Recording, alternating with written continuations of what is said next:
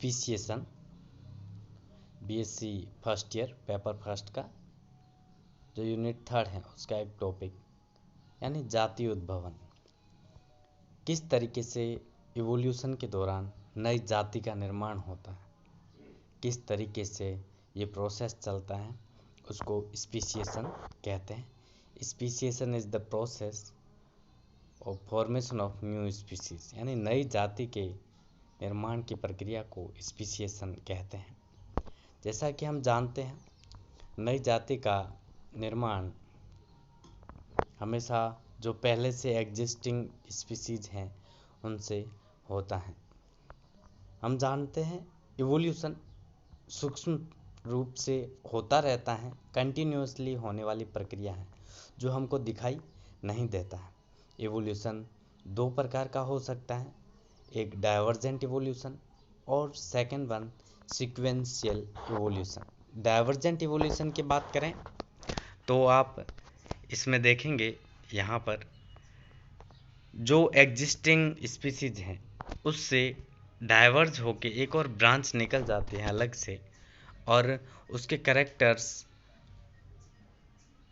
और विशेषताएं जो पहले से उनके एंसेस्टर हैं या जो मदर स्पीशीज या ओरिजिनेट स्पीशीज हैं, पॉपुलेशन है, उनसे अलग हो जाते हैं, बिल्कुल एक तरीके से डाइवर्ज हो जाते हैं। और अपसारी उद्विकास या एवोल्यूशन भी इसको कह सकते हैं। किस तरीके से, जैसे हम कहें जंतुओं के अंदर प्रोटोजोआ से लेके एक कोशी के जीव से लेके आज मल्टी सेलुलर एनिमल्स बने हैं, तो इनके अंदर किस तरीके से इवोल्यूशन हुआ होगा उसको बताया गया है। डाइवर्जेंट इवोल्यूशन के अंदर एक अलग से ब्रांच निकल जाती है जो टोटली कैरेक्टर्स के अंदर अलग हो जाती है, जबकि सीक्वेंशियल इवोल्यूशन के अंदर सीक्वेंस के साथ, समय के साथ उसी स्पीशीज के अंदर विकास होते रहते हैं और वो एडवांस होती रहती है। इसको सीक्वेंशियल इवोल्यूशन कहते हैं। इवोल्यूशन के दौरान डाइवर्जेंट इवोल्यूशन की बात करें या सीक्वेंशियल इवोल्यूशन की बात करें, लेकिन एंड जो है हम यही पहुंचते हैं, हमको एडवांस या विकसित लक्षणों वाले जीव मिलते हैं या विकसित लक्षणों वाली नई स्पीशीज मिलती है। तो नई स्पीशीज बनने की प्रक्रिया को हम स्पीशिएशन कहते हैं, और ये किन किन विधियों के द्वारा हो सकता है उसको हम बात करते हैं। सबसे पहले आइसोलेशन यानी पृथक्करण। इनके बीच कुछ ऐसी कारण हो जाते हैं, कुछ ऐसे कारक आ जाते हैं जिनकी वजह से ये एक दूसरे से दूर हो जाते हैं, आइसोलेट हो जाते हैं। ड्यू टू दैट स्पीशिएशन होने के चांसेस रहते हैं। सेकेंड वन हाइब्रिडाइजेशन, यानी इनके बीच संकरण हो जाए, और बहुगुणिता या पॉलीप्लॉइडी, इसके द्वारा भी नई स्पीशीज हैं वो बन सकती हैं जब गुणसूत्रों के अंदर बहुगुणिता या पॉलीप्लॉइडी हो जाती है, उनकी ज़्यादा कॉपीज आ जाती है। हाइब्रिडाइजेशन के अंदर दो अलग अलग स्पीशीज जो आपस में इंटरब्रीड कर सके और उनके द्वारा एक नई स्पीशीज का फॉर्मेशन हो जाए। जिस तरीके से हमने देखा कि घोड़ा और गधा, इनके बीच हाइब्रिडाइजेशन या संकरण करवा के खच्चर एक प्राप्त किया गया, लेकिन खच्चर को हम एक नई स्पीशीज नहीं मान सकते, क्योंकि खच्चर आगे अपने जैसे वायबल नई संतति उत्पन्न नहीं कर सकता, क्योंकि स्पीशीज की परिभाषा के अंदर ये कहा गया है जो संतति उत्पन्न करें वो आगे जननक्षम हो, वो जनन कर सकें और अपने जैसी जननक्षम संतति उत्पन्न कर सकें। टाइप्स ऑफ स्पीशिएशन की बात करें तो स्पीशिएशन निम्न 3 प्रकार का होता है: एलोपेट्रिक स्पीशिएशन, सिम्पेट्रिक स्पीशिएशन और पैरापेट्रिक स्पीशिएशन। एलोपेट्रिक स्पीशिएशन के अंदर जियोग्राफिकल बैरियर आता है, भौगोलिक अवरोध आता है। सिम्पेट्रिक स्पीशिएशन के अंदर उनकी जगह वही रहती है, लेकिन उनके अंदर सडन चेंजेस होते हैं।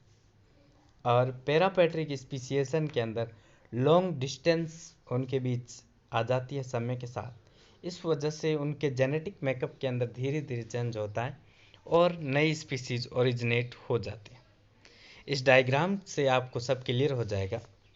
जैसा एलोपैट्रिक स्पीसिएशन के अंदर मैंने बोला था जियोग्राफिकल बैरियर, कोई एग्जिस्टेड पॉपुलेशन है, कोई जनसंख्या है, उसके अंदर जियोग्राफिकल बैरियर, भूकंप आ गया या नदी उनके बीच अपना रास्ता बदल कर आ गई या कुछ और वजह, जिस वजह से दो पॉपुलेशन आपस में आइसोलेट हो गई।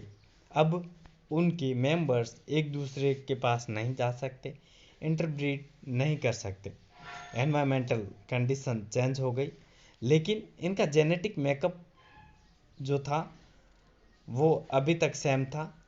अब जियोग्राफिकल बैरियर आने की वजह से इनके अंदर जेनेटिक एक्सचेंज बिल्कुल नहीं होगा, और जब जेनेटिक एक्सचेंज नहीं होगा तो समय के साथ दो नई स्पीसीज बन जाएगी, स्पीसीज 1 और स्पीसीज 2, जो पोटेंशियल इनब्रीडर रहेंगे। फिर कभी अगर ये मिलते हैं तो भी आपस में इंटरब्रीड कर सकते हैं, ये खास बात आप याद रखें। दूसरा सिम्पैट्रिक स्पीसिएशन, इसके अंदर एग्जिस्टेड पॉपुलेशन होती है, सडन चेंज होते हैं, क्योंकि वातावरण के अंदर हम जानते हैं अनुकूल होने के लिए कुछ कंडीशंस अपीयर होती हैं, तो उससे अनुकूल होने के लिए कुछ जीव हो के अंदर जो एडेप्टेशन है वो पहले आ गई, धीरे धीरे वो सिलेक्शन होगा, नेचुरल सिलेक्शन होगा, और सिलेक्शन प्रेशर के थ्रू वो आगे सेलेक्ट कर लिए जाएंगे। सडन चेंज हो गया तो उनके जेनेटिक मेकअप में चेंज हो गया और एक नई पॉपुलेशन उसी पॉपुलेशन के साथ एक तरीके से बन जाती है, क्योंकि नेचर उसको सेलेक्ट करती है जो एग्जिस्टिंग कंडीशन के अंदर फिट हो, सर्वोत्तम की उत्तरजीविता, यानी जो फिट हैं उसको ही आगे सेलेक्ट किया जाएगा। तो इस तरीके से सिम्पैट्रिक स्पीसिएशन के अंदर सडन चेंज आते हैं और उनके जेनेटिक मेकअप के अंदर चेंज हो जाता है, और ये इंटरब्रीड नहीं कर सकते क्योंकि इनके अंदर नए लक्षण आ गए। पैरापैट्रिक स्पीसिएशन, पैरापैट्रिक स्पीसिएशन के अंदर एक पॉपुलेशन है, समय के साथ उनके बीच डिस्टेंस आ जाती है। जैसे देखा जाए यहाँ पर जो रेड डॉट है एक पॉपुलेशन और यहाँ दूसरी पॉपुलेशन, ये साथ थे, इनका जेनेटिक मेकअप बिल्कुल सेम था, लेकिन समय के साथ जनसंख्या बढ़ती गई तो इस कोने वाले जीव और दूर और इनके बीच दूरी बढ़ती गई। दूरी बढ़ने के बाद अब इनके जो जीन हैं वो बिल्कुल एक तरीके से अलग हो गए, और सम लॉन्ग टाइम बाद यहाँ से एक दो नई स्पीसीज एक तरीके से अपीयर हो जाती है, स्पीसीज 1 एंड स्पीसीज 2। तो इसको पैरापैट्रिक स्पीसिएशन कहते हैं। Thank you.